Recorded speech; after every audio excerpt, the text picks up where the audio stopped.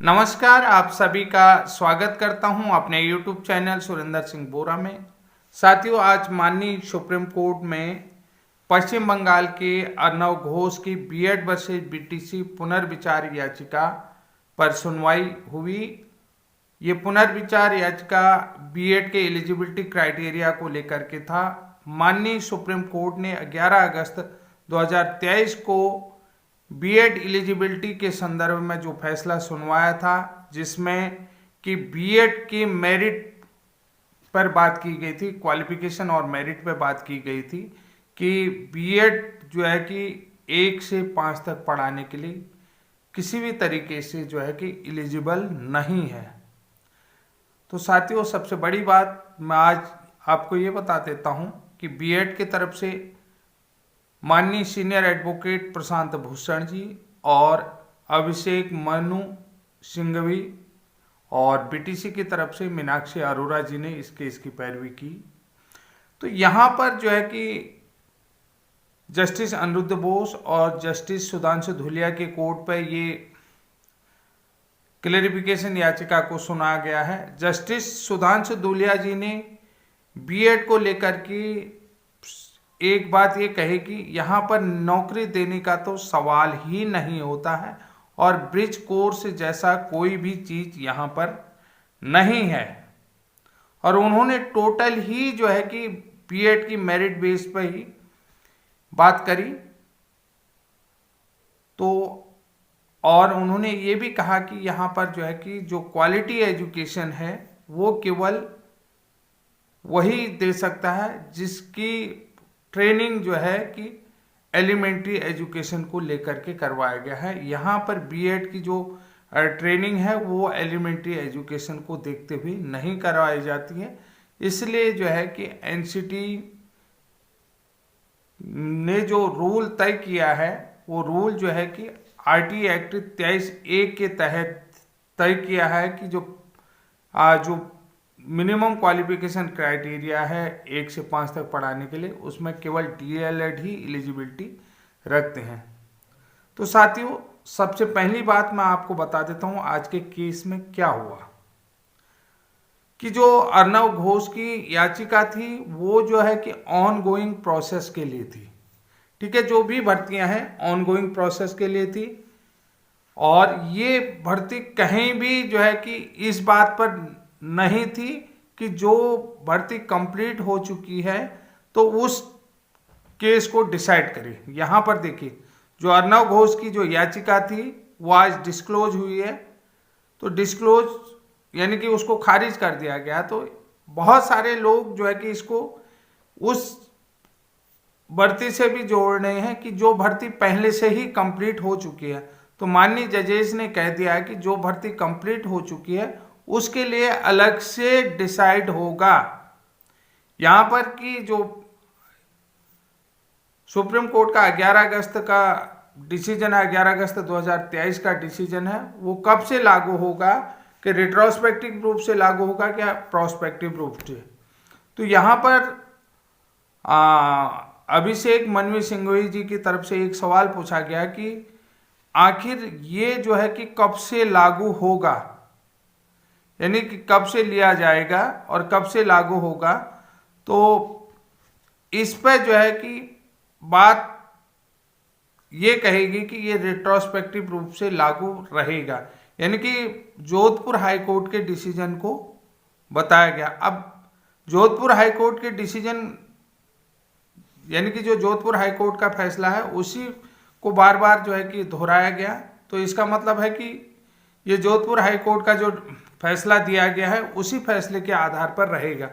लेकिन यहाँ पर एक बात जो है कि बीएड के एडवोकेट ने ये भी रखा कि माननीय हाई कोर्ट ने ये भी कह दिया है कि ये रूल एनसीटी का जो गजट नोटिफिकेशन है उस गजट नोटिफिकेशन के संदर्भ में उन्होंने कहा कि जब तक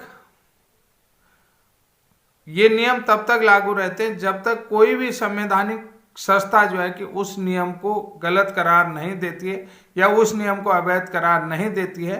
यानी कि जो पूर्व की भर्तियां हो चुकी हैं उन भर्तियों के समय में तो ये जो है कि जो गजट था या जो ये रूल था ये जो है कि पावर में था, यानी कि एक्शन में था।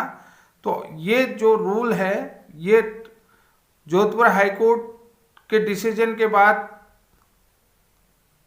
भी जो है कि अन्य राज्यों में लागू था। तो इसको जो है कि माननीय सुप्रीम कोर्ट ने 11 अगस्त 2023 को क्वेश किया, यानी कि तब जो है कि इसको अवैध करार दिया। तो यानी कि जो भर्ती पूर्व में हो चुकी है, यानी कि कंप्लीट हो चुकी है, तो उस समय तो ये रूल नियम लागू था। तो यहाँ पर माननीय जजेस ने कहा कि जो भर्ती कंप्लीट हो चुकी है उसे अलग से डिसाइड किया जाएगा, ये केवल ऑनगोइंग भर्ती के लिए है। अब ये बहुत सारे लोग जो हैं कि इसको क्या है कि एमपी में क्या असर पड़ेगा, छत्तीसगढ़ में क्या असर पड़ेगा और बिहार का क्या मामला है, सब्जेक्ट टू आउटकम है, यूपी 69,000 भर्ती में, इन सब में जोड़ करके देख रहा है।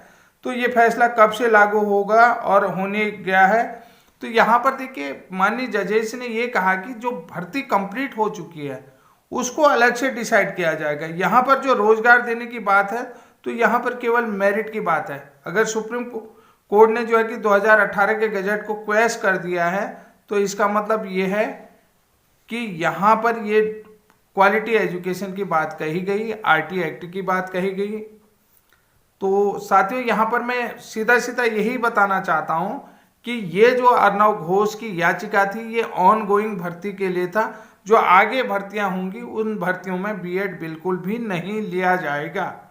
और जो बहुत सारे लोग जो है कि इससे परेशान हो रहे थे, तो मैं ये बता देता हूं कि ये जो भर्ती कंप्लीट हो चुकी है उसके लिए अलग से डिसाइड होगा। अब ये डिसाइड कब से होगा ये अभी भी नहीं बताया गया है। ये एक बड़ी राहत की बात है कि अगर इसमें आगे केस चलता है तो उसके बाद डिसाइड किया जाएगा। ऑनगोइंग भर्ती के लिए ही ये केस था।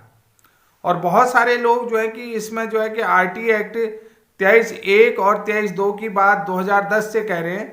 तो 2010 से जो 23(2) की बात थी तो वहां पर 23(2) के तहत एक संवैधानिक अधिकार था राज्यों के पास कि राज्य जो है कि केंद्र से अनुमति लेकर के कि कहे कि हमारे पास जो है कि पर्याप्त मात्रा में प्रशिक्षित उम्मीदवार नहीं है या जो है कि एक लीगल पोजीशन हमारे पास नहीं है। कहने का मतलब है कि उन क्वालिफिकेशन नहीं है, इस कारण से हमें जो है कि अन्य कैंडिडेट को भी लेना है, लेकिन उसके लिए जो है कि 5 वर्ष की छूट रहेगी। 5 वर्ष के अंतर्गत उनको मिनिमम क्वालिफिकेशन तय करना पड़ेगा।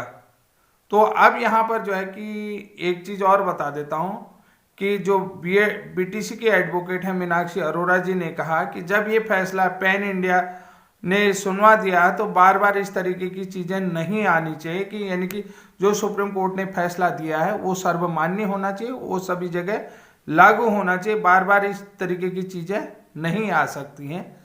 तो साथियों कुल मिलाकर के मैं जो डिटेल वीडियो बनाऊंगा तो वो तो बाद में बनाऊंगा।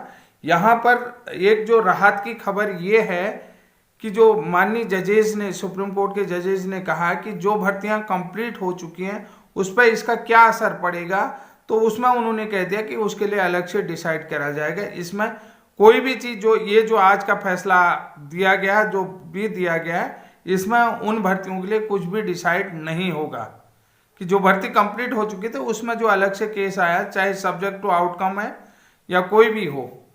और उसके अलावा देखिए आगे की भर्ती के लिए जो पीछे की भर्तियां हैं उसके लिए कंप्लीट हो चुके हैं तो कंप्लीट हो चुके हैं, वहां पर क्या प्रभाव पड़ेगा इसको अभी कोई भी नहीं बता सकता। यहाँ पर एक बड़ी राहत की बात यह है और किस डेट से लागू होगा ये भी अभी उन्होंने ये नहीं बताया है, केवल आगे की, क्योंकि ये जो अर्णव घोष का मामला था ये ऑनगोइंग भर्ती के लिए था, इसलिए जो है कि ज़्यादा पैनिक ना बने, क्योंकि आगे कोर्ट की प्रक्रिया को देखें। यही बहुत बड़ी जानकारी देने के लिए मैं इस रात में वीडियो बना रहा हूँ, क्योंकि बहुत सारे लोग जो है कि इसको छत्तीसगढ़, एमपी, बिहार, यूपी 69,000 आदि जो है कि वेस्ट बंगाल, इन सभी चीज़ों से जोड़ रहे थे। और ब्रिज कोर्स को लेकर के भी उन्होंने कहा कि जब भाई यहाँ पर रोजगार देने की बात नहीं हो रही, यहाँ पर क्वालिटी एजुकेशन की बात हो रही, यहाँ पर मौलिक अधिकारों की बात आ रही, राइट टू फ्री